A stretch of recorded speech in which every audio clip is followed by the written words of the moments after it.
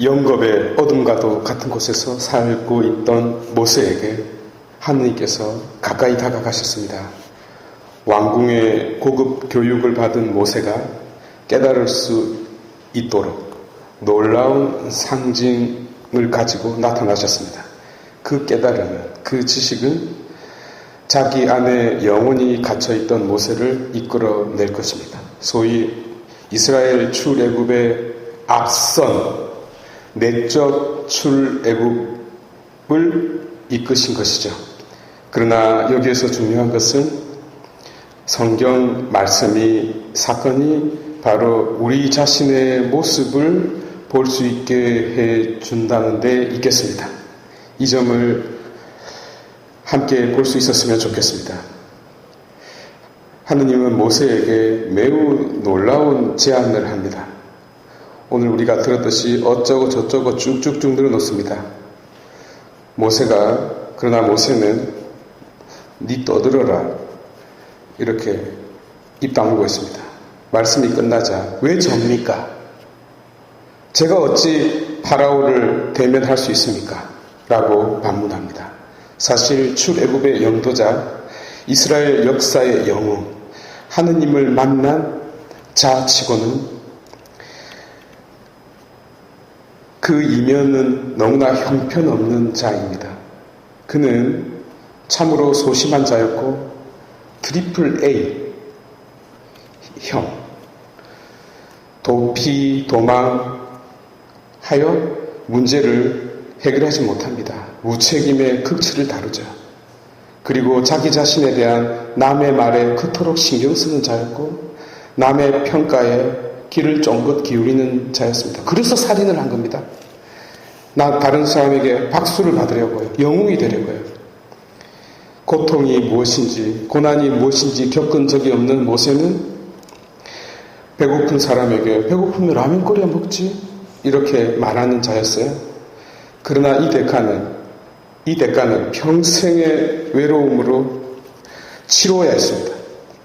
바로 그에게 하느님께서 불타는 가시덤불로 나타났죠. 거기서 음성이 들렸습니다. 그래서 모세가 답을 하죠. 당신 이름이 무엇입니까? 그 유명한 인류 역사상 최고의 대화가 이루어집니다. 이름이 곧 존재인 신의 발현 사건입니다. 그분이 이렇게 이야기하죠. 에고 에이미, 나는 있는 자다. 나는 존재 그 자체다. 이 말은 히브리 사람들이 기가 막히게 알아듣는 말입니다. 케빈 코스트너의 늑대와 춤을이라는 영화를 보셨나요? 북아메리카 수족 인디안 사람들이 이름을 지을 때 바로 그 사람의 특징을 가지고 이름을 짓는 것이죠. 그러니까 그 사람의 부인이 이름이 뭐였습니까? 주먹 쥐고 일어서 있지 않습니까? 이렇게 만약에 우리가 이름을 짓는다면 땀 흘리는 삼겹살, 머리 안 감는 사람은 머리에 부는 바람 이렇게 지을 수 있겠네요. 혹은 우리 지세포에 해당하는 몇몇 분들한테는 소주 먹고 헬렐레, 꽃보다 술독에 샤워, 진짜 주님은 술, 이렇게 이름을 지을 수 있겠죠. 어쨌든 하느님은 상세히 자기 자신을 소개합니다. 나는 아브라함의 하느님, 이삭의 하느님, 야곱의 하느님이라고요. 그게 무슨 뜻입니까? 나는 그냥 하느님이 아니라 너희 조상들의 하느님이다 라는 말입니다. 말하자면 나는 그저 있는 자가 아니라 있었다, 있어 왔다 라는 뜻입니다. 그리고 여기에는 생략된 전치사 하나가 있습니다. 바로 그것은 위하여라는 말입니다. 그냥 서 있는 것이 아니라 너를 위하여 서 있었다 라는 말입니다. 말하자면 당신은 이스라엘과 함께 했고 함께 있어 왔고 그리고 지금 함께 있을 뿐만 아니라 앞으로도 너를 위하여, 너희 조상들을 위하여, 이스라엘 위하여 서 있을 것이다 라는 그 유명한 이름이 소개됩니다. 모세는 마음속에 큰 감명을 받았지만 트리플 A형인 모세는 소심해서 의의를 제기합니다. 만약에 그들이 저를 믿지 않으면요, 저를 받아들이지 않으면요, 사실 40년이나 자리를 비웠습니다. 그런데 뜬금없이 나타나서 하느님 말씀을 전하며, 뭐? 네가 하느님을 만났다고? 살인자가? 도망자가? 그러면 우리 모두가 너한테 무릎 꿇고 말씀하십시오. 당신 종들이 듣겠나이다. 이럴까? 어디서 개뻥을 쳐? 어디서 사기를 쳐? 말 꺼내자마자 곧바로 골프채로 대가리 깨 부서지죠. 걱정이 됐습니다. 그래서 하느님께서 증거품 3개를 제시합니다. 지팡이를 가지고 있었는데 그것을 던지면 코브라로 변했습니다.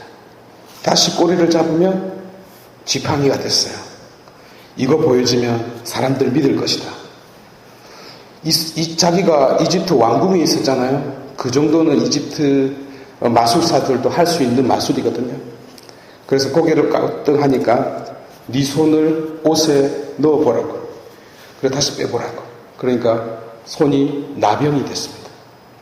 얼마나 놀랬겠어요. 다시 가슴에 넣어보라고. 옷자락에 넣으니까 손이 멀쩡해졌습니다. 근데 이것도 뭐 마술처럼 할 수 있지 않겠어요? 나도 할 수 있겠는데 하얀 거 발라갖고 탁 했다가 싹 넣을 때 종이가 빠져서 탁 나오면 다시 운이지.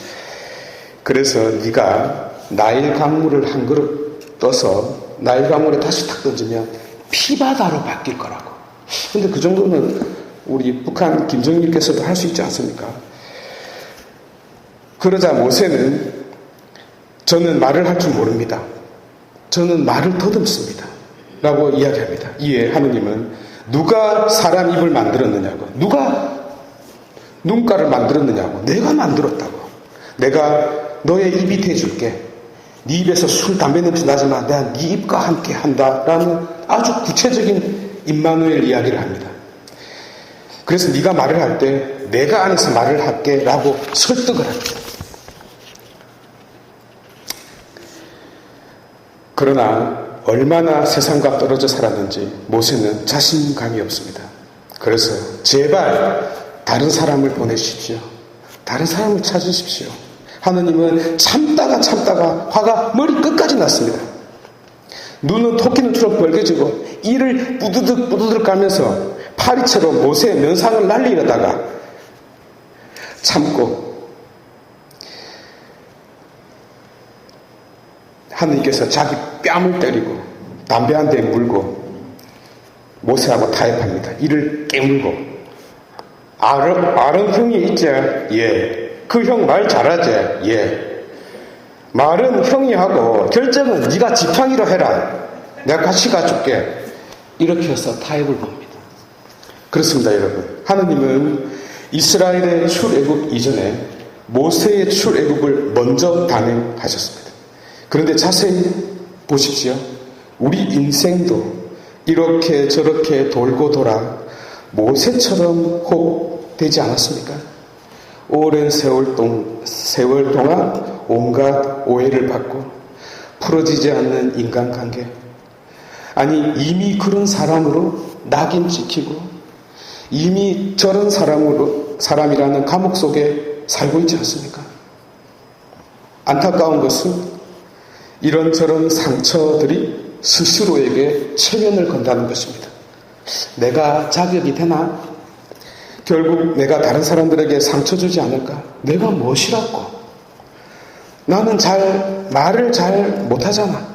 가진 것도 별로 없고 믿음도 약하고 내 분수를 알자. 내 주제 파악하자. 이렇게 많은 이들이 자신이라는 이집트에 갇혀있지 않습니까? 지세포 성도 여러분, 우리가 자격이 없는 자입니까? 정말 그렇게 생각하십니까? 그러면 자격이 있나이다. 그러면 자격이 있습니다. 왜냐고요?